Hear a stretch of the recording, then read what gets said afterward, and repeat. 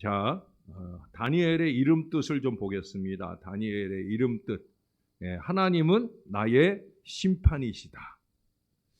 계속해서 우리가 지금 이름 뜻을 꼬박꼬박 챙겨보고 있어요. 근데 신기하죠. 왜냐하면 이름은 아버지가 지어준 건데 그 이름 속에 그들의 사역 있는 미래, 사역의 미래가 펼쳐지는 걸 보게 됩니다. 특별히 이 다니엘은 하나님은 나의 심판이시다. 실제로 다니엘은 하나님의 심판 선포를 하거든요. 하나님의 심판에 대한 예언을 받고 그 예언을 기록하거나 그 예언을 선포하거나 하는 일들을 감당하게 되는 걸 봅니다. 그것도 이전의 예언자들이 주로 이스라엘에 국한되거나 조금 곁들여서 이방 나라를 선포하는 것과 다르게 다니엘은 이방 나라, 전 세계를 향한 전 세계적 미래를 위해서 미래를 위한 예언적 사역들을 이루고 있다는 거예요. 그러니까 전 세계적 미래를 위해서 하나님이 그의 부모를 통해 그에게 주신 이름이라 보여집니다. 좋은 이름을 가지고 기도의 제목을 삼고 기도로 승리하는 역사를 열어가는 것이 중요하겠다 여겨집니다. 자, 그 다음에 이제 가족 배경이에요. 가족 배경. 사실은 다니엘 개인적으로 그가 어떤 가문의 어떤 사람인지에 대한 얘기는 거의 없어요. 그냥 뭉뚱그려서 하는 얘기는 뭐냐면 그가 왕족이거나 귀족 가문 출신일 거라 예측할 수 있다는 거예요. 어떻게? 그 앞에 3절을 보세요. 왕이 환관장 아스부나스에게 말하여 이스라엘 자손 중에서 왕족과 귀족 몇 사람, 왕족과 귀족 몇 사람, 그 안에 누가 있냐면 다니엘이 있는 거예요. 그러니까 이제 다니엘도 왕족이거나 아니면 귀족 가문의 출신. 사실은 이제 그게 포로로 끌려가게 된 이유가 되는 거죠. 그래서 유다 지파에 속한 자라는 사실 이외에는 그에 대하여, 그의 부모에 대하여 전혀 알려진 바가 없다는 거예요. 다니엘은 약 15세가 되어서 바벨론 왕 느부갓네살에 의해서 예루살렘에서 바벨론으로 끌려갑니다. 1차 침공 때예요. 1차 침공 때. 느부갓네살 왕이 침공해 왔었던 1차 침공 때. 이때 왕은 여호야김 왕이라고 그렇게 알려져 있고요. 하여튼 그 시기에 다니엘과 에스겔이 함께 그렇게 포로로 끌려간 유대인, 그래서 포로 기간 중에 그 바벨론에서 사역한 선지자라고 그렇게 아시면 되겠습니다. 영국의 대설교가인 알렉산더 와이티는 이렇게 말했어요. 비록 다니엘은 포로 중에 있었을지라도 그의 출생과 성장과 그의 전생애를 통한 고귀한 인격에 대한 기록이 남아있다. 어디에 남아있어요? 성경에 남아있어요. 방금 읽었던 4절에도 보면은 그가 흠이 없고 용모가 아름다우며 모든 지혜를 통찰하며 지식에 통달하며 학문에 익숙하여 왕궁에 설만한 소녀를 데려오게 하는데 바로 그 안에 다니엘이 있었다라고 하는 거예요. 여기 이 4절에 말하고 있는 것처럼 그의 연령에 비해 지혜로워요. 특히 학문에 아주 뛰어나게 탁월했다라는 것을 알 수가 있어요. 그러나 여러분, 이것만 가지고는 안 되는 거예요. 학문이 뛰어난 것만 가지고는, 잘난 것만 가지고는 안 되는 거예요. 정말 사람이 사람 되려면, 사람이 잘 되려면 더 중요한 게 있어요. 여러분, 우리 그거 덮지 마시고 전도서 말씀을 한번 찾아볼까요? 전도서 9장 11절.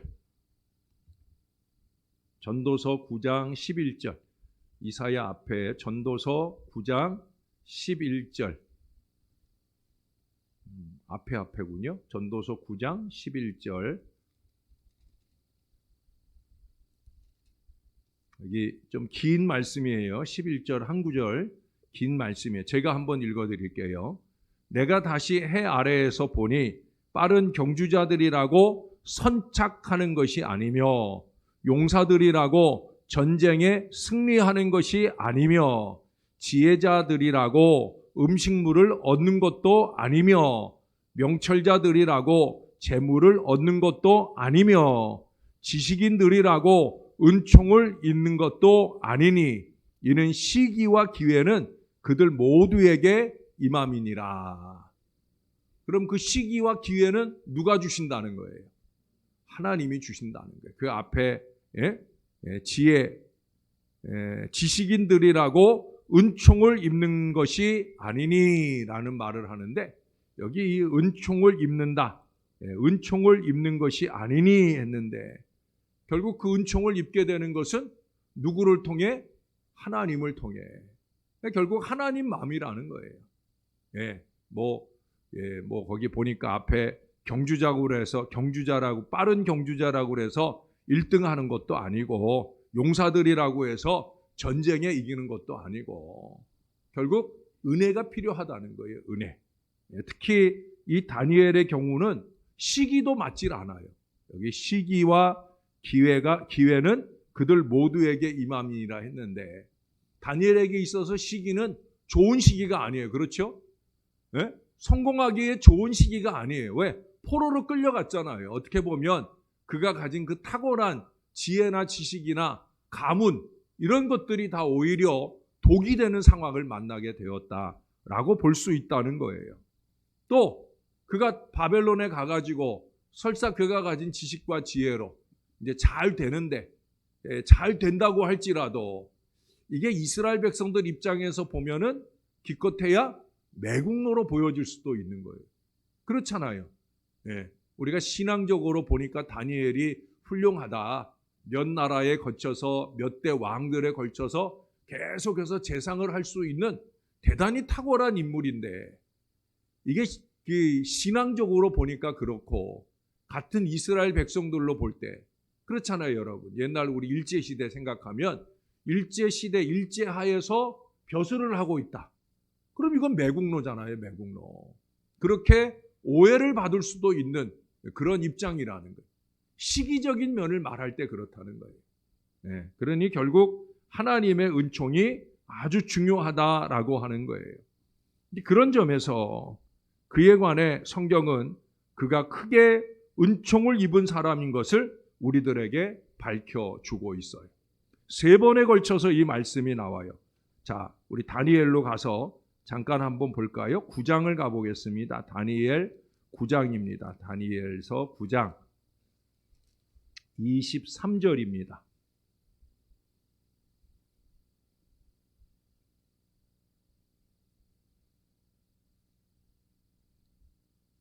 자, 여러분이 이번에 한번 읽어봐 주실래요? 우리 김 목사님과 함께 같이 한번 읽어보세요. 시작. 곧 내가 기도를 시작할 즈음에 명령이 내렸으므로 이제 내게 알리러 왔느니라. 너는 크게 은총을 입은 자라. 그런즉 너는 이 일을 생각하고 그 환상을 깨달을지니라. 아멘. 아멘. 예. 그 앞인가 그 뒤에 앞에 21절에 보면 환상 중에 본 그 사람 가브리엘이 표현하고 있어요. 누가 이걸 인정하는 거라면 여기 뭐라고 그래요? 예? 너는 크게 은총을 입은 자라. 예. 자화자찬을 하는 게 아니에요. 내가 은혜를 입었다. 예? 착각하고 있는 게 아니에요. 누가 얘기해 주는 거예요? 다른 존재. 예? 천사 가브리엘. 나중에 10장에 가도요. 10장 11절이나 19절에도 비슷한 표현이 나와요. 예? 거기에 큰 은총을 입었음을 말씀하는 내용들이 나와요. 거기서도 천사이거나 또는 하나님이거나, 그래서 영적인 존재가 크게 은총을 입은 자인 것을 말씀해 주고 있어요. 여호와께 크게 은총을 입으니 그 다니엘이 달라지는 거예요. 아까 제가 기껏해야 매국노 취급받을 수도 있는 여건이지만, 시기이지만, 그럼에도 불구하고 하나님이 크게 은총을 주시니까 그가 다르게 쓰임받는 걸 보게 됩니다. 최고 열악한 환경을 최선의 성공 환경으로 바꿔 쓰는 역사가 나타나게 되어지더라는 거예요. 놀라운 신앙 승리자임을 보게 되어집니다. 그는 절대 타협으로 성공한 사람이 아니에요. 이제 우리가 나중에 가서 보면 알지만 또 이미 알고 있는 것처럼 다니엘은 타협하면서 그가 그렇게 몇 대에 걸친 정승 노릇을 하고 벼슬아치가 되고 그게 아니었잖아요. 그렇죠? 언제나 하나님을 향하여 그는 하나님의 뜻대로 뜻을 정하여 믿음의 길을 가는 그런 사람이었다는 거예요. 가장 코람데오한 사람이 바로 다니엘이에요. 그렇게 그는 하나님 앞에서 다른 미래를 사는 축복의 인생, 하나님께 큰 은총을 받는 믿음의 인생이 되었다는 사실들을 우리들에게 보여줍니다. 자, 에스겔과도 비슷한 시기의 사역들이, 물론 에스겔이 조금 더 늦긴 하지만 사역이 되고요. 그리고 중첩되는, 아까 말씀드린 대로 이 다니엘이 1차 침공 때 붙들려 갔어요. 그래서 붙들려 가서 그가 그 15살 때 그때부터 이제 자라가면서 예언적 사역들을 감당하게 되는데, 그때 본국에서는 누가 사역을 시작하게 되냐면 누구예요? 우리 지난주까지 공부했던 죄송해요. 제가 혼자 쓰는 방식으로 쓰다가 저는 그냥 제레미야 이렇게 쓰거든요. 근데 예레미야, 제 설교 원고 쓸 때 그렇게 쓴다는 거예요. 예레미야와 동시대에 사역을 하게 되는 걸 보게 되어집니다. 물론 예레미야가 약간 더 빨리, 그걸 이제 알 수 있게 해주는 게 거기 9장 2절이에요. 9장 2절. 우리 9장을 펼쳤으니까 9장 2절을 한 번 더 볼까요? 이번엔 제가 읽어드릴게요. 곧 그 통치 원년에 나 다니엘이 책을 통해 여호와께서 말씀으로 선지자 예레미야에게 알려주신 그 연수를 깨달았으니 곧 예루살렘의 황폐함이 70년 만에 그치리라 하신 것이니라. 아멘. 예레미야가 예언했던 말씀이에요. 그 예레미야 25장 8절 이하에 가면 우리 거기도 한번 볼까요? 여기 이미 봤으니까 지금 다니엘이 깨달았다는 거예요. 뭘 깨달았어요? 예레미야가 예언한 그 말씀대로구나 하는 걸 깨달았다는 거예요. 왜? 그 앞에 1절을 보세요. 1절에는 누가 나오냐면 메대 족속 아하수에로의 아들 다리오가 갈대아 나라 왕으로 세움을 받던 첫 해 다리오 왕이 등장을 해요. 다리오 왕이 등장을 할 때 이제 다니엘이 그 통치 원년에 깨달아요. 이 깨달음이 아주 소중해요. 왜냐하면 이 시기에 어떤 일이 일어나는지를 에스라서 6장이 잘 보여주고 있거든요. 우리가 다 찾아볼 수는 없고요. 자, 먼저 예레미야서를 한번 볼까요? 예레미야 25장입니다. 8절, 25장 8절.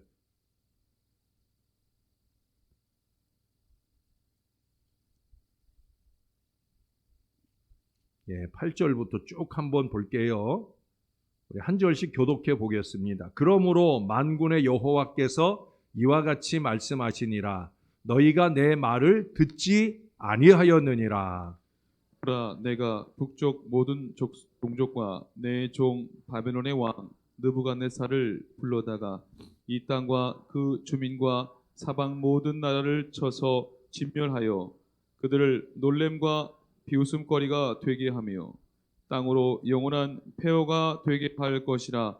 여호와의 말씀이라. 내가 그들 중에서 기뻐하는 소리와 즐거워하는 소리와 신랑의 소리와 신부의 소리와 맷돌 소리와 등불 빛이 끊어지게 하리니 이 모든 땅이 폐허가 되어 놀랄 일이 될 것이며 이 민족들은 70년 동안 바벨론의 왕을 섬기리라.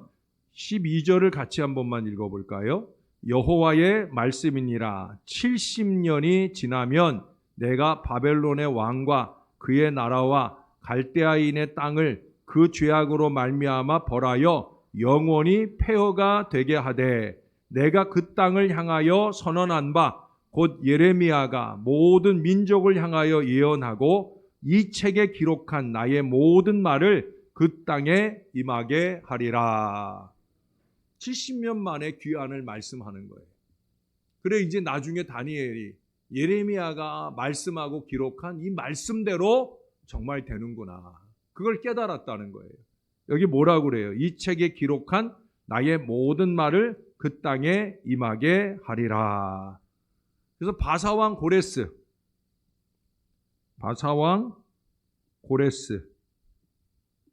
원년에 1차 귀환이 이루어져요. 근데 놀라운 건 에스라서 6장에 가보면요, 좀 전에 우리가 읽었던 다리오 왕은 메대, 이 메대와 바사가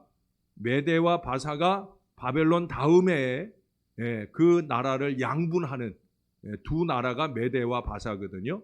근데 메대의 다리오 왕 원년에 또 어떤 일이 일어나냐면 이 다리오가 고레스 왕의 칙령을 살펴보게 되어집니다. 그 칙령의 내용대로 이스라엘 사람들이 돌아가서 성전을 잘 지어냈는지, 왜? 고레스 왕 원년에 고레스가 포로 귀환을 시키면서 자기네들이 이스라엘을 멸망시킬 때, 느부갓네살이 멸망시킬 때 가지고 왔던 성전 기물을 같이 보내거든요. 근데 성전이 잘 지어졌느냐 하는 거예요. 그걸 굳이 이 이방왕 다리오가 그것들을 헤아려 살펴보고는 아직도 성전이 지어지지 않은 걸 알고는 성전을 다시 잘 지을 수 있도록, 우리가 흔히 알고 있는 그 스룹바벨 성전을 지을 수 있도록 후원하는 역할을 하게 되어집니다. 그래서 그 후원하는 역할을 하고 그 다음에 이어서 왕이 되는 아닥사스다 왕이 이제 2차 귀환, 에스라를 중심으로 하는 2차 귀환의 역사를 이뤄갈 수 있도록 그렇게 보내지게 되어집니다. 이 모든 일들이 가능할 수 있도록 되어지는 역할을 누가 하겠어요? 바로 이 배후에서 이 다니엘이 그 역할을 하게 되는 거예요. 성경의 전면에는 다니엘이 뭐 왕에게 어떻게 하고 이런 것들이 언급되어 있지 않지만 왕이 있고 재상이 있는데 그 재상이 누구라고요? 다니엘이라고요. 그러면 그 왕이 내리는 그 모든 명령들이 결국 그 재상인 다니엘을 통해서 영향을 많이 받았을 거라는 거죠. 결국에는 그들이 당대의 왕이요 대단한 권력을 쥐고 흔들었지만 이 내용들로 통해서 보면은 단지 그들은 하나님의 장기판에 쫄일 뿐이라는 거예요. 세상적으로는 왕이고 그들이 대단히 잘 통치하는 듯이 보여지고 이스라엘이 그 왕에게 은총을 입은 것처럼 보이지만 사실은 누구의 은혜예요? 하나님이 배후에 역사하시는 은혜라는 거예요. 어떻게 알 수 있어요? 하나님의 말씀대로 역사를 주관하고 이끌어 가신다는 거예요. 다니엘이 그걸 깨닫는 거예요. 아, 하나님이 예레미야를 통해 말씀하신 바 대로구나 라는 걸 깨닫는다는 거예요. 그런 점에서 말씀을 대하는 다니엘은 누구보다, 이제 여기도 이제 제가 그런 언급을 하게 될 건데, 다른 선지자들 이사야나 예레미야나 에스겔도 조금 환상을 많이 보긴 하지만 이사야나 예레미야하고 좀 다른 특징이 뭐냐면 다니엘은 기록을 많이 한다는 거예요. 선포하는 예언 사역보다 기록해두는 사역들을 많이 한다는 거예요. 근데 그런 다니엘에게 있어서 예레미야의 기록된 말씀대로 하나님이 이루어 주시는 걸 보고, 그러고 기록한다는 점에 있어서 그는 자기가 환상 중에 본 내용을 기록하는 일들을 절대로 가감없이 할 수밖에 없는 거예요. 그렇잖아요. 하나님이 보여준 대로, 하나님이 말씀하신 대로 이루신다는 거죠. 할렐루야. 여러분, 이 신앙이 중요한 거예요. 다니엘은 이 신앙이 확고부동한 사람이에요. 그래서 그가 홀로 되어 다니엘이 바벨론에 끌려갔지만 거기서 그는 위대하게 하나님 앞에 쓰임받는 하나님의 일꾼이 되는 걸 보게 되어집니다. 자, 방금 얘기가 이제 성취된 예언까지 얘기를 다 했어요. 그래서 예레미야 25장 8절 이하의 말씀을 다니엘서 9장 2절에 보면 다니엘이 그렇게 기록된 대로 된 것을 확인해 보면서 더욱더 환상을 기록하고 예언해 나가는 그 모든 사역들에 다니엘이 열심 낼 수밖에 없었던 것을 우리들에게 보여줍니다. 그 다음에 이제 나오는 게 뭐냐면 이 바벨론식으로 이름을 개명하는 내용이에요. 일제시대 우리나라와 비슷한 여건이지만 같은 여건은 아니에요. 왜? 우리나라는 우리나라에 있으면서 창시 계명이라고 하는 요청을 받았잖아요. 예? 우리는 우리나라의 본국에 있으면서 창시 계명의 요청을 받았어요. 그러니까 어느 정도 강제성을 띠긴 했지만 그래도 우리나라 이름을 가지고 있다고 해서 못 살 이유는 없어요. 집에서는 개똥아라고 불릴 수도 있고 학교에 가서는 이제 선생님이 일본식 교육으로 교육을 하게 되니까 일본 이름으로 나를 부르게 되더라도 그래도 집에 오면 개똥이가 되고 그러면서 한국 이름을 지켜냈었잖아요. 근데 지금은 아니에요. 지금 바벨론으로 끌려간 거예요. 거기서는 이스라엘식 유대식 이름을 가지고 있어서는 살 수가 없는 거예요. 그래서 다니엘, 이야 그 세 친구 하나냐, 미사엘, 아사랴 이들까지도 다 그렇게 유대 이름으로는 살지 못하는 곳이기에 그래서 이름을 바꾸게 되어집니다. 우리나라 사람들이 미국에 이렇게 가서 살러 가게 되면 또 거기서 태어나게 되면 자연스럽게 누가 창시 계명하라고 이름 바꾸라고 하지 않아도 자기가 미국식 이름을 갖잖아요. 그렇죠? 대부분 거의 다 보면 이렇게 뭐 골프 경기나 이렇게 거기 보면은 미국 교포 아이들이 이렇게 나오고 하는데 보면은 성은 우리나라 성인데 이름은 미국식 이름을 가져요. 그건 누가 시킨 거 아니거든요. 억지로 하라고 하는 것도 아닌데 본인들이 삶을 잘 적응하기 위해서 갖게 되어지는 거예요. 영어 학원만 가도 이름이 바뀌잖아요. 저도 영어 회화학원 다닐 때 그때 닉네임을 하나 지으라고 해서 저는 피터, 베드로의 영어식 이름인 피터를 저의 닉네임으로 늘 썼던 기억이 납니다. 그렇게 공부했어도 영어 잘 못하더라고요. 근데 여러분 결국은 영어 좀 잘해보겠다고 학원 가면 이름 바꾸고 미국에서 잘 살아보려고 이름을 바꾸는 거예요. 근데 지금 다니엘의 경우는 그게 아니에요. 어쩔 수 없이 이름을 바꾸지 않고는 살 수 없는 여건이기에 이름을 바꿔요. 그 바뀌어진 이름도 더욱더 치욕적입니다. 왜냐하면 제가 요거는 하나하나 좀 쓰면서 설명을 드릴게요. 아까 다니엘은 무슨 뜻이라고 했어요? 하나님은 나의 심판이시다라는 뜻이었어요. 근데 그 이름을 어떻게 바꿨느냐면요. 벨드사살이라고 바꿨어요. 나중에 5장에 보면은 벨사살 왕이 나와요. 벨사살 왕. 헷갈리면 안 돼요. 예? 이거는 왕, 벨사살이라고 하는 왕의 이름이고 다니엘은 벨드사살이에요. 벨드사살은 무슨 뜻이냐? 바알의 은총을 베푸는 자. 제가 이 이름들을 다 적는 이유가 있습니다. 그 다음에 하나냐라고 하는 이름. 이 끝에 엘, 야, 지금 하나냐 이거는 뭐예요? 여호와라는 거죠. 엘 그러면 하나님이고 야 소리가 들어가면 여호와예요. 여호와께 사랑 받는 자 이게 하나냐예요. 근데 그걸 어떻게 계명을 했느냐면은요. 사드락이라고 계명을 했어요. 사드락이라는 말은 뭐냐? 태양신에 의해 조명받는 자. 태양신이 햇볕을 내리쬐잖아요. 그렇죠? 그 조명을 받는 자라는 거예요.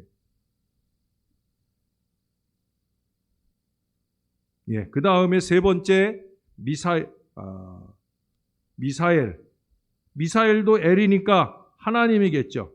예, 하나님 뭐라고 할 거예요? 하나님과 같은 자 누구냐? 근데 마치 그 이름에 대답을 하듯이 이름을 지어줍니다. 그게 뭐냐면 메삭이라고 하는 이름을 지어줘요. 메삭이라는 말은 무슨 뜻이냐면 그는 이스타리다. 예? 하나님과 같은 자 누구냐? 이스타리야. 이런 식으로 가르쳐 준 거예요. 바꿔준 거예요. 그는 이스타리다. 그 다음에 마지막 네 번째 아사랴라고 하는 친구가 있죠. 아사랴라고 하는 것은 마지막에 또 야가 있으니까 여호와는 나의 도움이시다. 다들 아주 다 신앙적인 이름이에요. 이 이름은 어떻게 바뀌어졌냐면 아벳느고라고 바뀌어졌어요. 느고라고 하는 신이 있어요. 느고. 예? 느고는 지혜의 신이에요. 지혜의 신. 느고의 노예. 느고의 종. 예? 느고의 종이라는 의미가 아벳느고예요. 자, 제가 이것 좀 길게 한번 잘 보세요. 못 쓴 글씨지만 그래도 어느 정도 알아볼 수 있죠? 벨드사살, 사드락, 메삭, 아벳느고. 이제 다니엘서는 1장 이후로 보면은 다니엘은 이름이 계속 나오는데 그 친구들은 유대식 이름보다는 사드락, 메삭, 아벳느고라고 하는 이 바벨론식 이름으로 주로 나와요. 근데 여러분, 벨드사살인 다니엘의 이름이나 사드락, 메삭, 아벳느고의 이름에 보면은 다 이방 신들, 예? 바알, 태양신, 또 이스탈, 느고, 이방 신들의 이름과 연관시켜서 그들의 이름을 지어놓은 것을 보게 되어집니다. 이게 바벨론 사람이 아는 거예요. 이스라엘 사람들은 유일신 하나님 신앙을 갖고 있다. 그러니 그 신앙을 무너뜨리기 위해서는 그들의 신앙을 우상, 이방 신들과 관계된 이름으로 만들어 주어야 되겠다.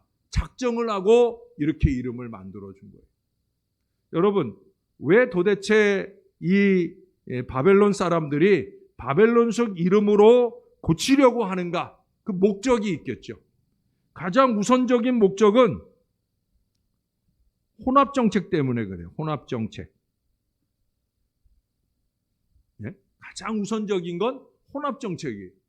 유대인들을 바벨론으로 끌어오고 또 다른 나라에서도 또 끌어오고 또 여기서 또 유대 나라로 끌고 가고 다른 나라에서도 유대 나라로 끌고 가고 그래서 막 섞어 놓는 거예요.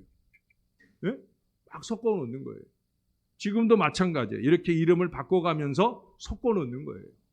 목적이 있어요. 3가지 목적이 있어요. 첫 번째 목적은 고국에 대한 애착을 버리게 하려고. 이름이 이제 바뀌어졌으니까 이름이 없어지면서 이제 고국에 대한 애착. 우리가 이민 2세나 3세 되면은 고국에 대한 애착이 없어지잖아요. 태어날 때부터 미국식 이름으로 자라가고 그러면서 고국에 대한 애착의 마음들이 사라지게 되어지잖아요. 그걸 노리는 거예요. 두 번째는 여호와 하나님에 대한 신앙을 약화시키려는 거예요. 왜? 이스라엘 사람들의 이름에는 우리가 방금 들은 이 4명의 이름이 다 누구와 연관되어진 이름이에요? 하나님, 또는 여호와, 하나님과 연관된 이름이에요. 그러니까 그 하나님 신앙을 약화시키기 위해서라도 그 이름 버리고 다른 이방신들과 연결된 이름으로 그들의 이름을 명하도록 만들어 주었어요. 그리고 마지막 3번째는 그들에게 바벨론의 종교와 관습을 받아들이게 하기 위한 거예요. 이제 하나님은 버리고 이제 태양신을 섬기고 느고를 섬기고 이스타를 섬기고 그리고 태양신을 섬기고 이런 식으로 이방 신들에 대해서 익숙해지도록 그들을 들이대는 거예요. 여러분, 우리의 신앙 악화를 위해서도 사단은 다양한 세상적 우상을 들이댑니다. 우리가 좋다고 다 좋은 게 아니에요. 세상적으로 좋은 것은 때때로 우리로 하여금 하나님으로부터 멀어지게 하는 그런 안타까운 일들이 될 수 있다는 것을 우리가 꼭 기억해야 됩니다. 중요한 건 뭐예요? 이 네 사람이 이름이 바뀐다고 해서 그들의 신앙이나 인격까지 변화되는 것은 아니었다라고 하는 거예요. 이 4사람들은 그들의 신앙 속에 깊이 뿌리를 내리고 있었기 때문에 결코 변질되지 않았다라고 하는 거예요. 이름이 바뀌어도 그 근본 신앙이 바뀌지 않으면 문제가 있어요, 없어요? 아무 문제가 없는 거예요. 이방 나라에 살아도 이름이 바뀌어도 그 마음의 근본 신앙, 하나님을 향한 일편단심, 그 믿음의 마음이 놓쳐지지 않으니까 아무 문제가 없는 거예요.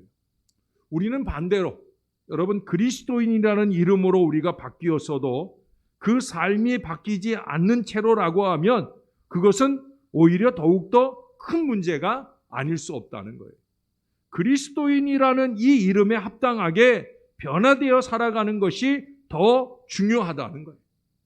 이 네 사람은 이름이 바뀌었지만 바뀐 대로 살면 안 되지만 저와 여러분은 그리스도인으로 그렇게 바뀌었다고 하면 이제 그리스도인답게 바뀌어진 신앙 인생을 잘 살 수 있도록 노력해야 된다는 거예요. 그리고 끊임없이 말씀과 기도로 통해 우리를 거룩하게 하신 하나님의 은혜 안에서 변화된 이 믿음의 심령을 놓치지 않고 살아갈 수 있어야 된다는 거예요. 세상적으로 다시 변질되지 않도록 우리의 믿음을 참되게 잘 지키는 저와 여러분들이 되어야 할 줄로 믿습니다. 여러분, 아브라함의 자손들이 세계의 주도적 민족으로서 히브리 민족이 되는 것은 하나님의 계획이었어요. 그러나 안타깝게도 그들의 불순종, 우상숭배는 그것을 방해하고 말았어요. 하나님이 계획했던 그 계획이 무너지게 되었어요. 다니엘을 세워서 바벨론 왕궁에서 그래서 하나님의 존재를 나타내도록 하셨습니다. 다니엘은 이름은 변했지만 신앙은 변하지 않은 채 이제 우리가 다음 주에 보게 될 내용들 속에서 그는 한결같은 믿음으로 하나님의 이름을 드러내고 그 영광을 나타내는 거룩한 사명의 모습들을 아름답게 이루었던 것을 보게 되어집니다. 아까도 잠깐 말했지만 다니엘이 다른 선지자들과 다른 점 한 가지가 있다고 하면 이사야나 예레미야 같은 선지자들은 백성에게 가서 여호와의 말씀을 외쳤지만 다니엘은 환상 중에 그에게 나타난 것들을 기록하는 사역들을 이루게 되었다는 것을 우리가 기억해야 될 것입니다. 다니엘은 말하는 사람이기보다는 기록하는 사람이었다. 아마 지금 여러분들 중에도 종은 말하는 사람, 물론 말하기 전에 저도 다 기록을 해오지만은 그러나 저는 말하는 사람, 여러분들은 기록하는 사람. 그런데 그저 여러분들이 가진 어떤 노트나 어디에다만 기록해 놓는 것이 아니라 여러분의 신비, 마음판에 잘 기록해 두시고 그 말씀대로 열심 있게 살아서 우리도 다니엘이 하나님 앞에 복을 받고 누린 것처럼 저와 여러분도 하늘의 복을 받으며 누리는 하나님의 사람들이 다 될 수 있기를 우리의 구주 되시는 예수님의 이름으로 간절히 축원합니다. 우리 다 같이 한번 기도하십시다. 한 마음 한 목소리로 기도하실 때 우리도 어려운 여건과 상황 중에 살지라도 마음이 변하지 않는 사람, 믿음이 변하지 않는 사람, 하나님께서 우리에게 주신 새 이름 그리스도인으로서 합당한 믿음으로 사는 건강한 신앙 백성 되게 해달라고, 하나님의 뜻만 온전히 이루어가는 하나님의 사람이 되게 해달라고 우리 다 같이 한 마음 한 목소리로 우리 하나님 앞에 간절하게 기도하겠습니다. 좋으신 아버지 하나님, 하늘의 은혜를 감사합니다. 오늘도 우리가 주의 존전에 모여와 믿음의 기도를 드리나이다. 말씀을 받고 말씀에 의지하여 기도합니다. 하나님, 우리들에게도 여러 가지 상황적 어려움이 있습니다. 환경적 어려움이 있습니다. 그러나 그것이 이유나 핑계가 되지 말게 도와주시고 우리도 다니엘처럼 한 믿음을 주옵소서. 한결같은 믿음을 가지고 주님의 뜻을 따라가는 예수 사람이 될 수 있도록 도와주시옵소서. 주님이 우리에게 믿음의 뜻을 주실 때 그 뜻에 합당하도록 주 안에 사는 하나님의 사람들 될 수 있게 도와주옵소서. 우리는 그리스도인입니다. 하나님 이 땅의 순국 선열들이 목에 칼이 들어와도 나라 사랑의 마음을 놓치지 않고 목숨으로 충성을 지켜냈듯이 우리도 그런 믿음으로 하나님 나라 백성으로서의 우리의 신앙을 지켜내게 도와주시옵소서. 아무리 어려운 여건 중에라도 우리는 예수 사람인 것을 잊지 말게 도와주시고 이 믿음으로 이기고 승리하는 하나님 사람 되어지게 은혜를 더하여 주시옵소서. 주님,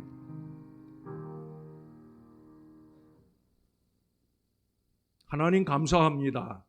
오늘도 다니엘을 통해 공부하면서 아무리 좋은 여건과 상황이 주어진다 할지라도 하나님에게 은혜를 입지 아니하면 그 모든 여건들이 다 쓸모없는 것이 되는 걸 알았습니다만, 또 한편으로는 하나님께 은총을 받고 은혜를 받고 이름을 받았다고 할지라도 우리가 그리스도인으로서 합당한 이름으로 제대로 살지 않는다고 하면, 그러면 그것은 더 큰 문제가 된다는 걸 알게 되었습니다. 하나님 아버지, 우리도 다니엘처럼 어렵고 힘든 상황 속에 살아갑니다. 모쪼록 우리의 믿음의 중심을 놓치지 말게 도와주시고 믿음을 잘 지켜 행하여 하나님께는 영광이 되게 하시고 우리를 붙들어 이끌어 가시는 하나님의 은혜 안에 승리하는 백성들이 꼭 될 수 있도록 도와주시옵소서. 특별히 육신적으로 어려움을 당한 주님의 자녀들이 있습니다. 주님께서 꼭 붙들어 주시옵소서. 사경을 헤매는 자들에게 의식을 주시고 기적적인 능력과 역사를 더딥혀 주시옵소서. 치료의 은혜 속에 거하는 주의 자녀들에게는 깨끗하게 나음받는 은혜를 주시옵소서. 여기저기 바쁘고 분주한 중에 하나님의 일을 이루어가는 하나님의 사람들을 붙들어 주시고 하나님께 영광이 되고 하나님께 기쁨이 되는 마음 중심을 놓치지 말게 도와주시옵소서. 자기의 유익을 탐하며 어리석게 가는 걸음 되지 말게 도와주시고 하나님의 교회를 유익되게 하는 일에 마음을 다하고 뜻을 다하는 하나님의 사람들 될 수 있게 은혜를 더하여 주시옵소서. 오 주님, 우리와 함께 하심을 감사합니다. 예수님의 이름으로 기도합니다. 아멘.